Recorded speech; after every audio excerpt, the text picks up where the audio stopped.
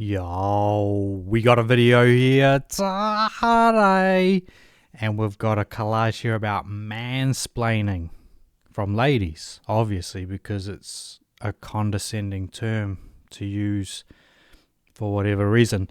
Let's get right into it. And then he mansplained mansplaining to me. Miss, do you know to put gasoline? I said, what an idiot, what an ass. I just moved the car. I was 20 years old when my ex explained to me what a pillow is used for. So on that last one, I'm going to call Cap straight away. Explain what a pillow's used for. I've actually been around for maybe quite a while at this point. I've not explained to an adult or a child what a pillow is for. So people have asked, can I have a pillow? And I just give it to them or whatever, or say, no, that's my pillow. But this whole video basically is a bunch of stories, $500, Alex, that this didn't happen. He told me that the pillow is used to support your neck and your head. A man took me to get tacos. Cute little date, little vibe. I'm eating the... I like how they have to over-explain a story. It's almost like they're making it up. chips before we get our meal. I'm dipping it in the salsa. And he's like, do you know that if you like the salsa, you can actually also put that on your tacos? And I was like, yeah, I'm aware of how salsa works for different. Not only are they trying to explain something that they're trying to portray as serious, they also think it's funny or that they're comedic while doing it. Some of these people are actually straight up activist comedians and they just make up stories. Why are you telling me this? One time my boyfriend's dad tried to explain to me how the spacing of studs worked in a wall.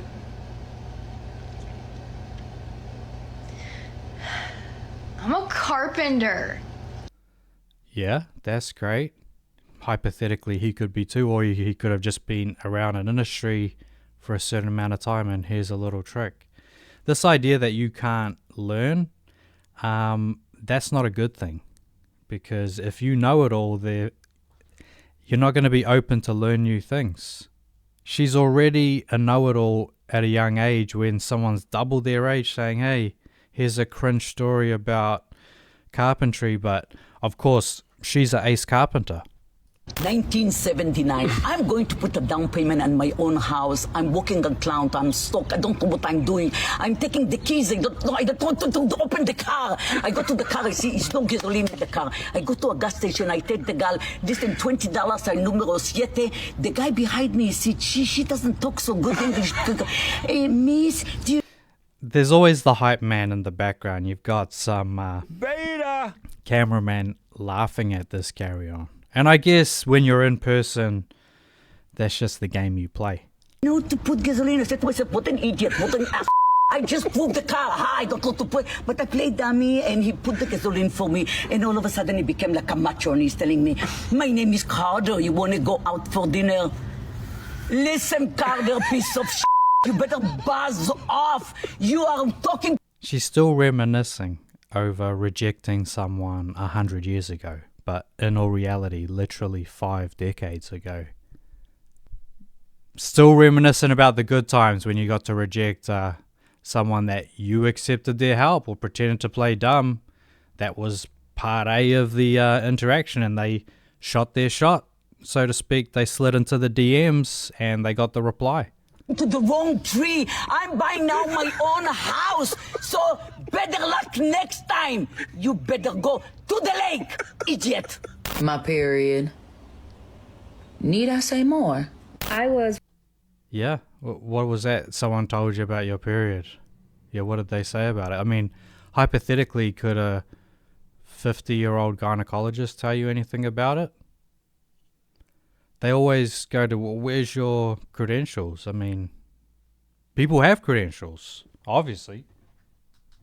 What's going on there? My light's going off. I was working out at the gym and warming up for squats when a man stepped onto my platform and asked if he could spot me.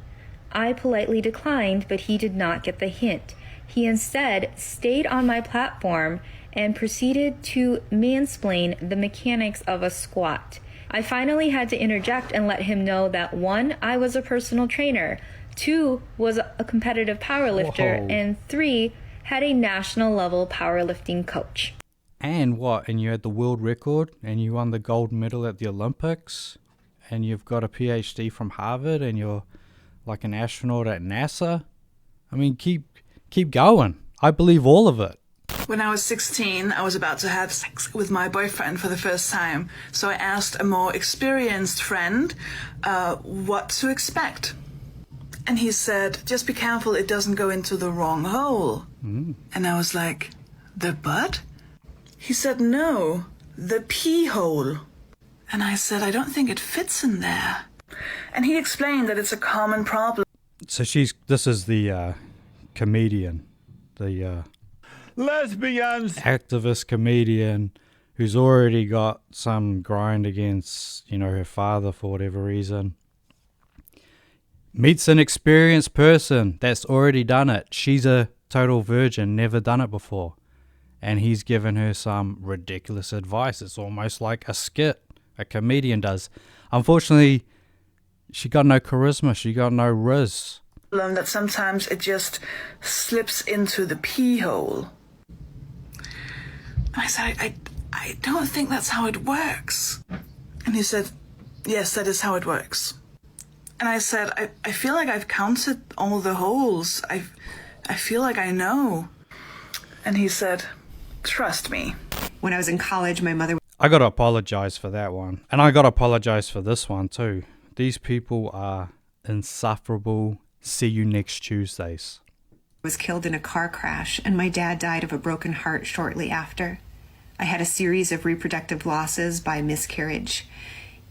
I had a good friend cause her own death by gunshot. Another died from an aneurysm, a third to breast cancer, another to stroke, and of course there's been heart attacks. My brother-in-law died of COVID, and my husband died 3 years ago of lung cancer. What else? My master's thesis is on grief and bereavement. I've written a book.